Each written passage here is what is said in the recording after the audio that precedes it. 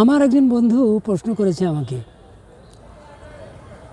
একটা বই কি মানুষের জীবনধারাকে পরিবর্তন করতে পারে? আমার উত্তর, পারে আবার পারে না। পারে কেন? আপনি যদি জীবনের শেষ মুহূর্ত পর্যন্ত রিসার্চ করে, গবেষণা করে, দর্শন শাস্ত্র অর্জন করে দার্শনিক হতে পারেন, পারে। আর যদি আপনি একটা বইয়ের পুরাটা না পড়েন, একটু একটু করে পারেন, তাহলে কোনো দিনই পারবেন না।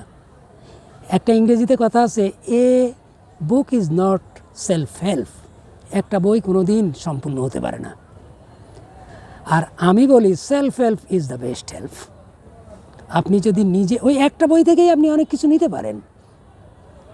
আপনি কোরআন থেকে অনেক কিছু নিতে পারেন, কিন্তু যদি মনে করেন কোরআনে সব আছে, এইখানেই আপনি ভুল করবেন। আপনি যদি মনে করেন বেদে সব আছে, ভুল করবেন। বাইবেলে সব আছে, গীতায় সব আছে, ত্রিপিটকে সব আছে, আসলে কোনো জায়গাতেই সব কিছু নেই। আপনাকে সব কিছু অর্জন করতে হবে একটু একটু একটু একটু করে। আমি 30 বছর, প্রায় 30 বছর, আমি আগে বলেছি 27 বছরে আমি যে বইটা লিখছি মূল, এবং ওই বইয়ের 2 মাসের ভিতরে আরেকটা বই লিখেছি মূলের মূল।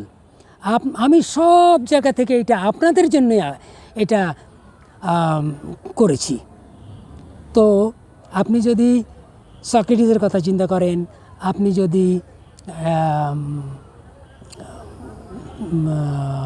নজরুলের কথা বলেন, রবীন্দ্রনাথের কথা বলেন, এরকম বিশিষ্ট যারা বিজ্ঞানী, দার্শনিক, তাদের কথা চিন্তা করেন, তাহলে আপনি দেখবেন তারা সবাই দার্শনিক। আর দার্শনিক হতে হলে আপনাকে অনেক কিছু কালেকশন করতে হবে। তো আমি আশা করি আপনারা আমার বইটা পড়বেন। বই দুটা পড়ে ওখান থেকে কি নেই, কি আপনাদের আরও জানা দরকার, সেটার ব্যাপারে আমার কাছে জানতে চান, আমি আপনাদেরকে উত্তর দেব। আপনারা সবাই ভালো থাকবেন, সুস্থ থাকবেন। Thank you very much. প্রিয় বন্ধুরা, আপনারা যদি আমার এই ভিডিওটা ইউটিউব চ্যানেল থেকে দেখেন, তাহলে আমি আশা করব আপনারা এটা সাবস্ক্রাইব করবেন, লাইক দেবেন, এবং যদি আপনাদের কোনো প্রশ্ন থাকে আপনারা প্রশ্ন করবেন। আমি আপনাদের প্রতিটা প্রশ্নের উত্তর সুন্দরভাবে দেবো আশা করি। সবাই ভালো থাকবেন।